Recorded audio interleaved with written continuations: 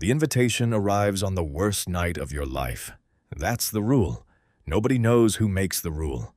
For Daniel Reyes, the worst night was a Tuesday. Divorce papers on the kitchen table. A career he'd stopped believing in around the time he stopped noticing sunsets. He was sitting in his car, in his own driveway, engine off, unable to go inside. You know that specific paralysis, when the envelope appeared on the passenger seat. No stamp, no sender, just one line, printed in gray ink. You are invited to bid on the lives you did not live. Tonight, come hungry. The auction house was in a part of the city Daniel was certain hadn't existed the week before. Inside, red velvet, brass lamps, and about 30 other people, all wearing the same expression. The expression of someone who has just realized their life has a plot, and they are not the author. At the front, a podium. Behind the podium, the auctioneer, a tall woman with the calm of someone who has never once wondered if she made the right choices. "Welcome," she said. "Tonight we offer authentic, certified, unlived lives. Each lot is a life you personally could have lived, a road you stood in front of and did not take. Bidding is not in money." Someone asked the obvious question. "You bid," the auctioneer said, "with years of the life you are currently living. Highest bidder trades, permanently." Lot number 1 flickered onto the screen like a home movie. Daniel, age 22, saying yes to the music scholarship instead of the SAFE degree. The film showed it all. The small apartments, the ecstatic reviews, the concert hall in Vienna, the standing ovation. Daniel, this Daniel the driveway Daniel, felt something crack open in his chest. "Opening bid, 5 years," said the auctioneer. Hands shot up around the room. Because here is the thing Daniel learned in the first 4 minutes. Everyone was bidding on everyone's lives. The unlived life of a stranger looks even better than your own. A woman 3 seats down bid 11 years on Daniel's Vienna.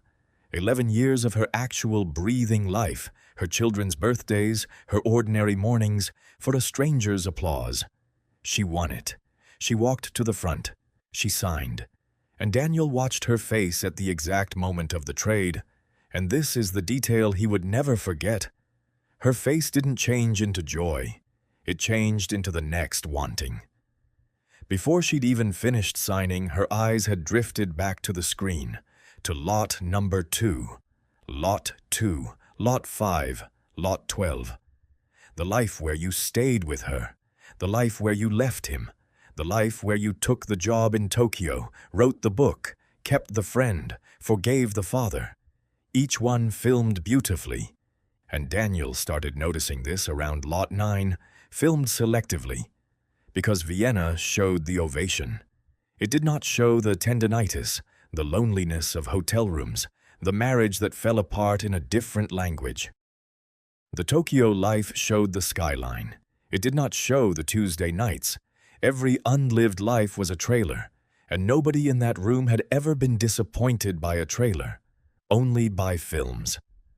Then came lot 19, and the room went quiet in a new way. Because lot 19 was Daniel's actual life, the one he was currently living, the kitchen table, the divorce papers, the stalled career, all of it up on the screen, but filmed the way the other lots had been filmed. Selectively, generously, his daughter, age 6, falling asleep on his chest during a thunderstorm. Filmed like a masterpiece. The stupid Sunday ritual of pancakes shaped badly on purpose. Filmed like a masterpiece. His ex-wife, not the ending but the middle. Year 4, the laughing in the car years. Filmed unbearably like a masterpiece. "Opening bid," said the auctioneer, 5 years. And hands went up, all over the room. Strangers, bidding fortunes of their own time for Daniel's life. The life he had just spent an evening trying to auction off. A man in the back bid 20 years. Daniel heard him whisper to no one. "Look at that. He got to be there. He got to actually be there." Daniel stood up. His legs made the decision before he did. "Withdraw the lot," he said. The auctioneer looked at him for a long moment, not surprised, almost bored, as if this happened every night, in every city, at every auction, as if this was, in fact, the entire point of the enterprise, and the trades were just the cost of running it. "You understand," she said, "that if you withdraw, you keep it as is. The divorce, the dead end, all of it, no edits." "I understand." "Then answer one question, for the record. An hour ago, you couldn't walk into your own house. What changed?" And Daniel gave the only answer he had, which happened to be the true one. "Nothing changed. I just saw it from the audience for the first time." He walked home. It took 2 hours. The city rearranged itself back to normal somewhere along the way. He didn't notice when. His house looked the same. This is important. The story does not end with anything being fixed. He went inside anyway. The papers were still on the table. Nothing was fixed. Now, you have been sitting there for 6 minutes, and some part of you has been running its own auction the whole time. Don't deny it. The life where you'd said yes. The one where you'd left earlier, or stayed longer, or been braver at 22. So let me tell you what the auction house doesn't print on the invitation. Your unlived lives are competitors that never have to show up. They never get tired. They never sit in driveways. They never have bad Tuesdays. They exist only as trailers, and you keep losing a rigged comparison against them. Your bloopers versus their highlight reel. But here's the reversal, and it's the only thing in this story that matters. Somewhere in some auction room, your life is lot 19, filmed generously. The thing you did this morning without noticing, someone would bid 20 years for it.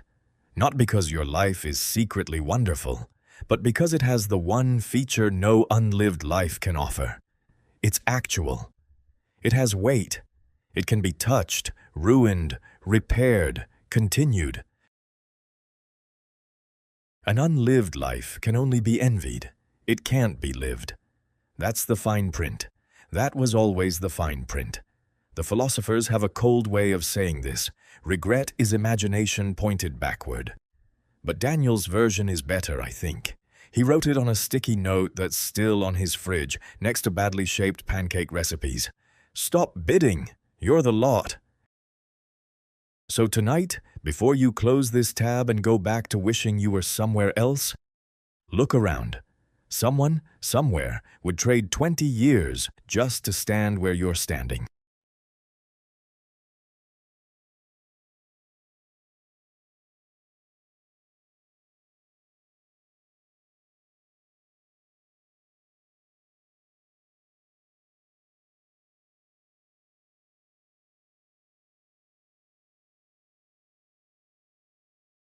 If this story found you at the right night, you know what to do. Hit subscribe, and I'll see you at the next video.